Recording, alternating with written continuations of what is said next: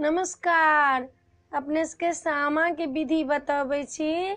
सामा कोन दिन होइया, किया बनबै छी, सामा के रहत, सामा के अपने सबके कथो हम सुनाब, एक दू दिन के बाद धरब। खन सामा के विधि बतबै छी जे कोना कोना बनैया से। सामा खरना जे दिन होइया, पंचमी, कार्तिक के पंचमी, ओहि दिन सामा बनैया। जे भाय छथिन से माटि कोरि कऽ आनि दै छथिन, चाहे पोखरिसँ चाहे नदीसँ। सखी सब संग गीत गबैत गबैत लोक गेलथि अपना भायके, भाय माटि कोरि कऽ ओम्हरसँ लाबि देलक। ओहि माटिमे धानके शीश लोक तोड़ि कऽ गाड़ि लेलक, लाबि कऽ आँगनमे रखलक।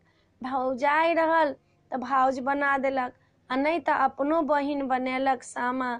सामा चकेबा दुनू बनल, ओकर आ वृन्दावन बनल। जे सिक्की होइया ताहिसँ वृन्दावन लोक बनबैया, आ साउन जे होइया ताहिसँ चुगला बनबैया।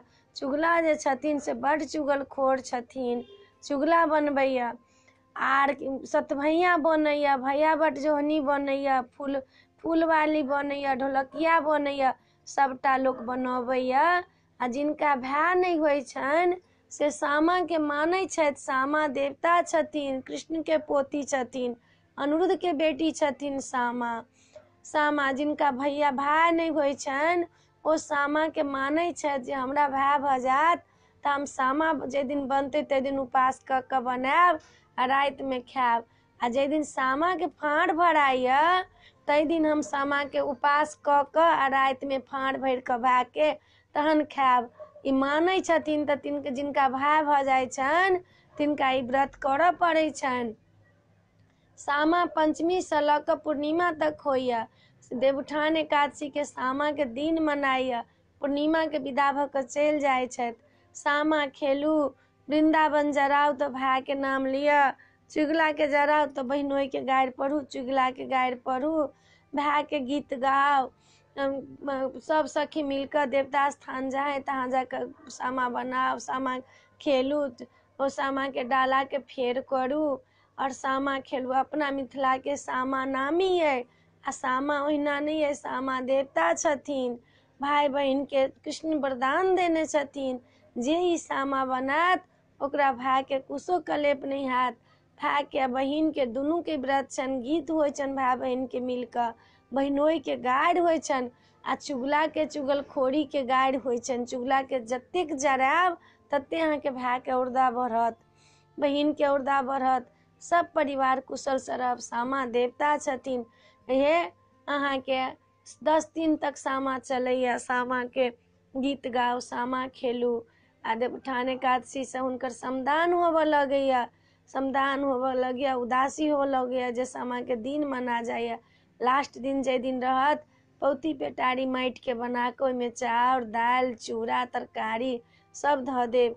ओहि माटि के कढ़ाई पटिया जतेक बर्तन बासन होइया सब बनैया।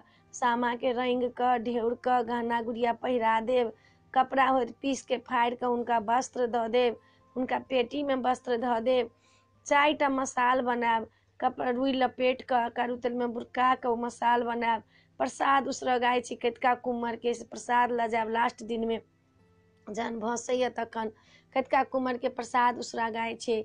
ओहिठमन सामा लग में चारू मसाल जरा कऽ सामा चकेबा के धऽ कऽ आरू प्रसाद उसरगा जाइ छै। फाँड़ भरऽ टाइम में पीढ़ी पर भाय के बैसा लिअ, जएटा भाय तएटा भाय के बैसा लिअ। तौलिया दऽ दियौन हुनकर गर्दन पर, आ भुसबा जिलेबी चूड़ा लऽ कऽ 5-5 मुट्ठी भाय के दिअ। सब भाय तिनका सबके 5-5 मुट्ठी दिअ।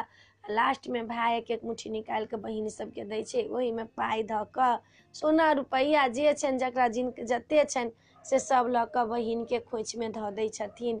इहे सामा के फाँड़ भराइया। ई फाँड़ की भेल? माता के खोइछ भेल, सामा माता के ई खोइछ हुनकर भराइया।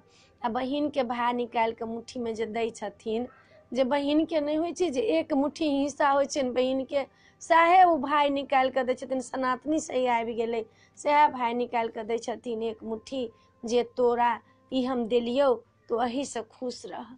ई कहैत सामा के विधि अपने सबके एहि वीडियो में एतबे देलहुँ हँ। अपने सबके पसंद पड़त तऽ हमरा सब्सक्राइब जरूर करब, बिसरबै नहि सब्सक्राइब करऽ, कहबै जरूर। जय मिथिला, जय भोला बाबा।